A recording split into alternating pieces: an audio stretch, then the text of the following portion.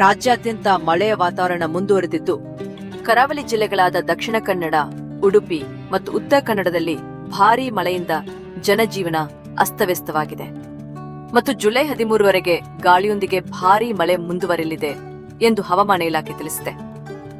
ಉತ್ತರ ಒಳನಾಡಿನ ಬೆಳಗಾವಿ, ವಿಜಯಪುರ, ಗದಗ, ಕಲಬುರಗಿಯಲ್ಲಿ ನಿರಂತರ ಮಳೆಯಾಗಲಿದ್ರೆ, ಬೀದರ್, ಕೊಪ್ಪಳ, ಬಾಗಲಕೋಟೆ, ರಾಯಚೂರು, ಯಾದಗಿರಿಯಲ್ಲಿ ಹಗುರದಿಂದ ಸಾಧಾರಣ ಮಳೆಯಾಗಲಿದೆ. ದಕ್ಷಿಣ ಒಳನಾಡಿನ ಶಿವಮೊಗ್ಗ, ಚಿಕ್ಕಮಗಳೂರು, ಕೊಡಗು ಜಿಲ್ಲೆಗಳಲ್ಲಿ ಸಾಧಾರಣ ಮಳೆಯೊಂದಿಗೆ ಗಾಳಿಯಾಗಲಿದೆ.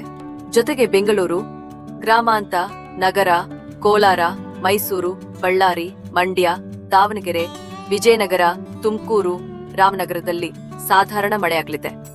ಉತ್ತರ ಕನ್ನಡ, ದಕ್ಷಿಣ ಕನ್ನಡ, ಉಡುಪಿ, ಬೆಳಗಾವಿ, ಚಿಕ್ಕಮಗಳೂರು, ಹಾಸನ, ಕೊಡಗು, ಶಿವಮೊಗ್ಗಕ್ಕೆ ಯೆಲ್ಲೋ ಅಲರ್ಟ್ ಘೋಷಿಸಲಾಗಿದ್ದು, ಕರಾವಳಿಯಲ್ಲಿ ಜುಲೈ 11ರವರೆಗೆ ಭಾರೀ ಗಾಳಿ ಮಳೆಯಿಂದ ಮೀನುಗಾರರಿಗೆ ಸಮುದ್ರಕ್ಕೆ ಇಳಿಯದಂತೆ ಸೂಚನೆ ನೀಡಲಾಗಿದೆ. ಬೆಂಗಳೂರಿನಲ್ಲಿ ಮಳೆ ಕಡಿಮೆಯಾಗಿದ್ದು, ತಂಪಾದ ಮೋಡ ಕವಿದ ವಾತಾವರಣವಿದೆ.